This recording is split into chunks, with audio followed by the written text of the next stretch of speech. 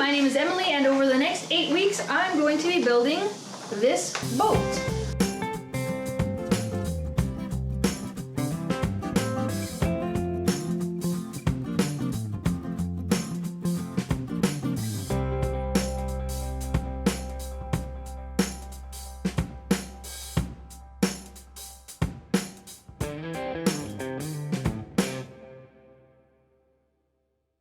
Today in the build process, we're going to take these pieces that we've measured and cut out and processed, and we're going to stitch them together. They're actually going to start to look like a boat now. If I had bought a kit from Chesapeake Light Craft, I'd have all these pieces and be starting right from here, but I did take all the time to cut out the pieces myself. If you missed that process, you can check out the video right up here. Let's get to stitching today. In order to make these parts fit together, we're going to use some wire, about 3-inch pieces of wire, to stitch them together, and we need some holes for that. So I've already gone ahead and cut holes about 4 inches apart with a 1/16 inch drill bit. And I've done that on all the plank pieces. We're going to start from the bottom. I've only drilled them on the planks. Now I'm going to line them up with the bottom of the boat and drill holes at the same spot, so then we can use those 2 holes to stitch the boat together.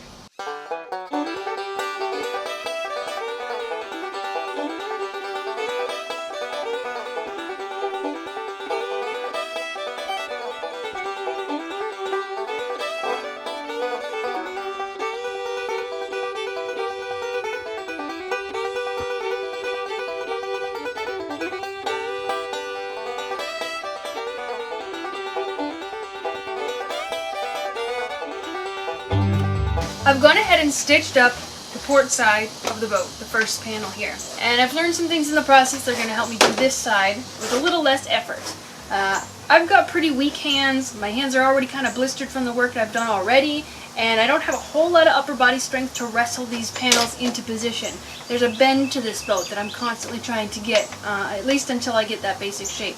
So storing my tools in the middle of the boat here and even adding some extra weight is helping create that bow, so I don't have to do it myself. It's starting to get the boat in the right position. Secondly, rather than drilling all my holes along the edge right away and being locked into those positions, I'm only doing a few at once and working my way down the boat that way. If I get to the end and this board is too long or too short, I can drill my holes a little bit more after, a little bit more forward, and then use that to kind of wrench the board into the right position. So I'm going to wait to do my holes and just do them periodically. With the wires, it's really difficult. Again, my hands are very blistered and my hands are kind of weak. It's hard for me to get both of these wires twisted up properly. I'm having to use 2 hands. So bringing the boat to the edge of the table and kind of using my leg here to hold the board into position, and then reaching around with both hands and really tying it evenly with force on both sides of the wire is helping me a lot. So hopefully this side is going to be a little more comfortable and go a little bit more quickly.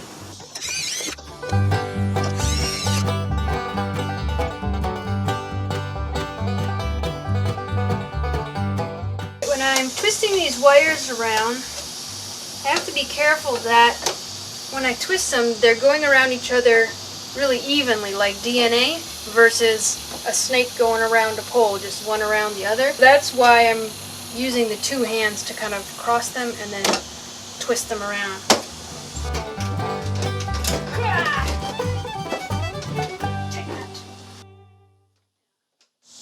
Alright, we've got the 2 side panels stitched on with wire now, and I gotta tell you, my fingers are just burning. They are really in pain from I'm really sweaty, and just pulling the wire and twisting the wire really does a number on the fingerprint part of my finger. So I'm going to take a little break, and also the sun's going to get higher and we're going to get a little more shade. So we're going to come back a little later this afternoon and do the second panel.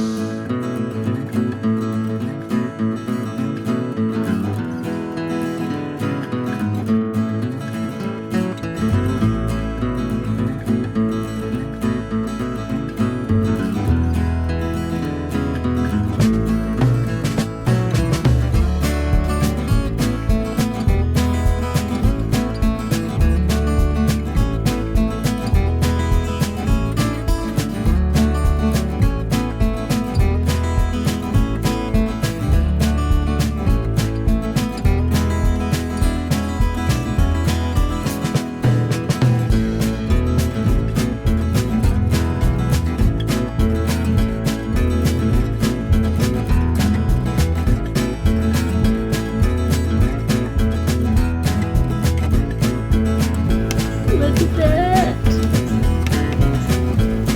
It's pretty darn good, I'd say. Very nice, you can see. Stabs there. Right in there.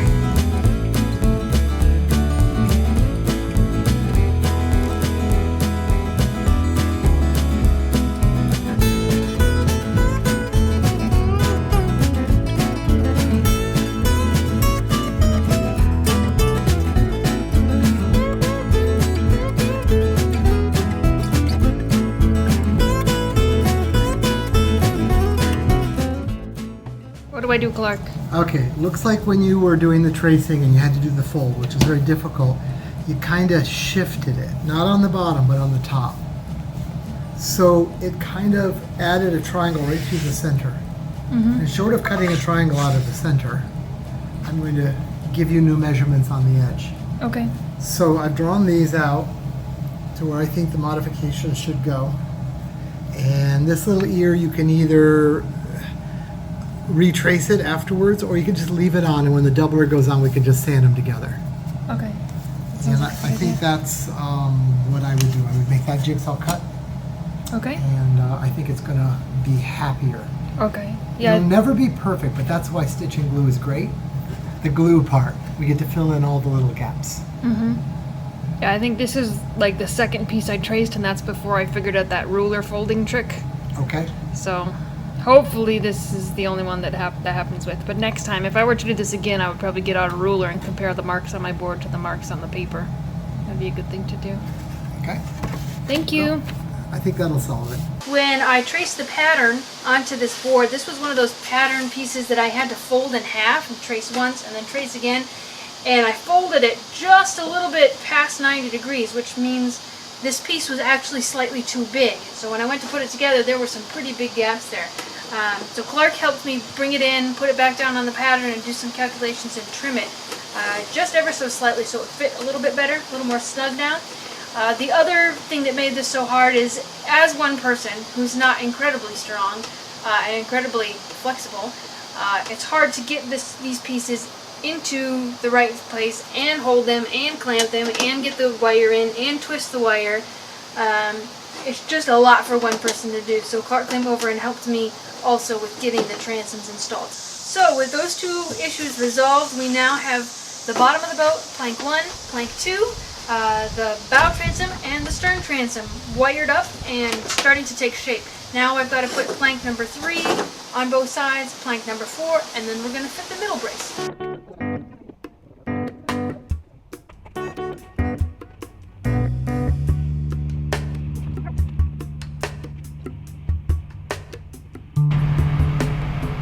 This has a buoyancy chamber. We won't have that here because of the nesting.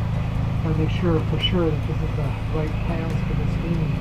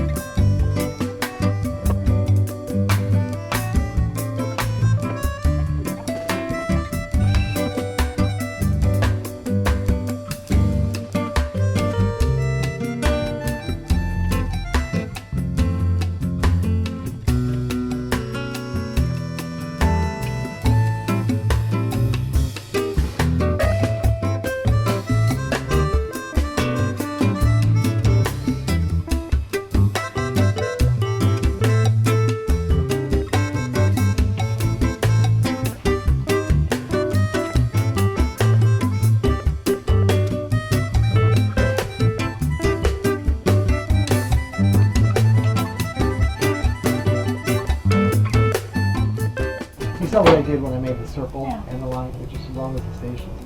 So if you compare that, and they're like not right, then you make them right.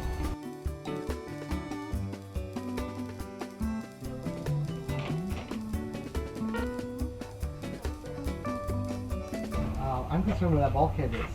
Are you really sure that's the right spot? You see what I mean? That's got to fit inside this, and this is smaller than that. Okay, then the seat will come out to like here. There's a seat that is centered on here that comes out, and then the bulkhead goes in front of it. Oh, the bulk, so it cuts up here. Yeah, yeah. Okay, all right. Okay, that could be right then. So this is more of a seat support than it is. Yeah. It's probably the back side of the centerboard. Is that correct? Let me get the drawing so that maybe on the same page. Or would you No, like to I come in? want to bring the drawings, yeah.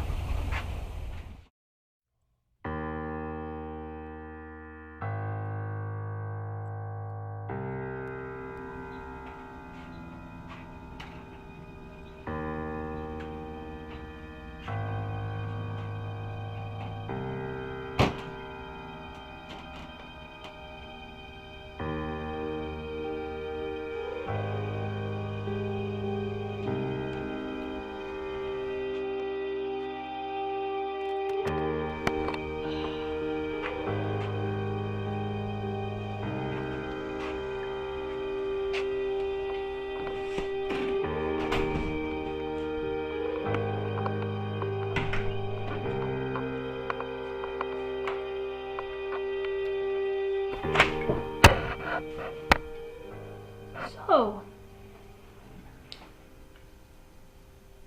I just found out I'm building the wrong boat.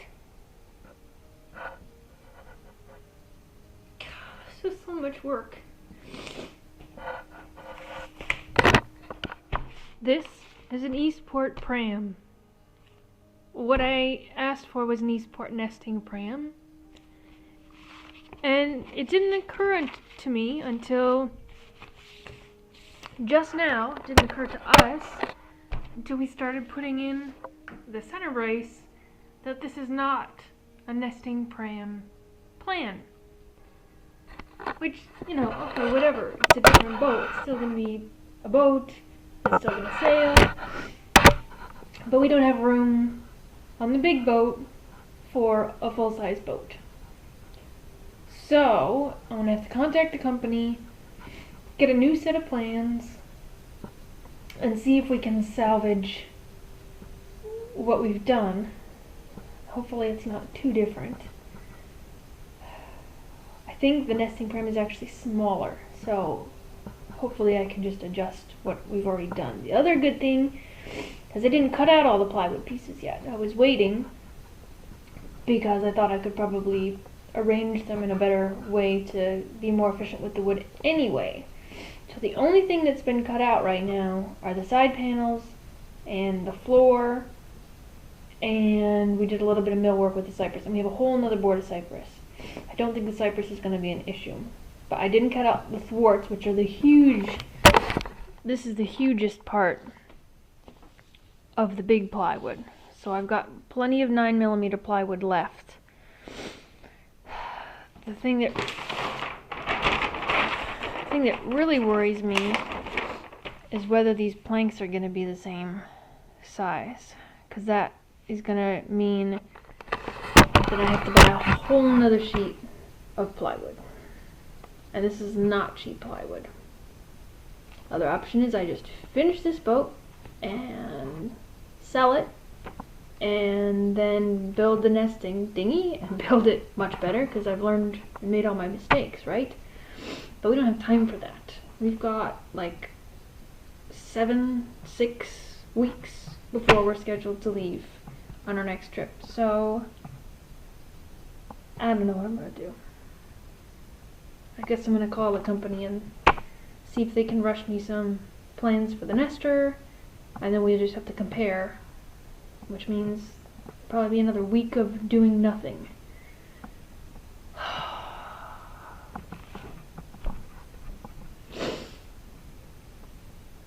There's no crying in boat building.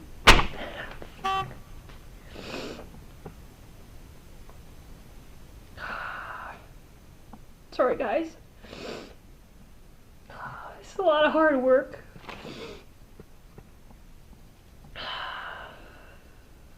It's really only like 4 or 5 days. I'll laugh about it eventually, I'm sure. God, I can't believe it. I can't believe you didn't notice this is the wrong plan.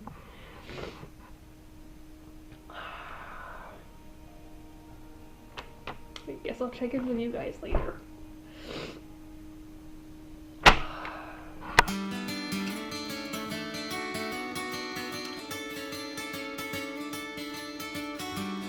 We just talked to Ed at Chesapeake Light Craft and figured out a solution for getting this boat to turn into the Eastport nesting pram. Do they have to pull together or are they going to make it? We're gonna make it. We're going to row this boat, we're going to sail this boat, but I'm also going to have a motor on this boat. So I made a lot of mistakes on the inside, and I wish I would have made them on the outside where nobody's going to see them. Look what I have created! A giant mound of mess. Hey everyone, our channel just reached 1 million views today thanks to viewers like you. If you're enjoying this series, please subscribe and hit the bell icon. And if you want to see the next episode sooner, join our Patreon page to see videos early, message us, and learn about a patrons-only meetup we're planning in Florida before we leave on our next sailing voyage. Thanks for being part of our adventure. See you next episode.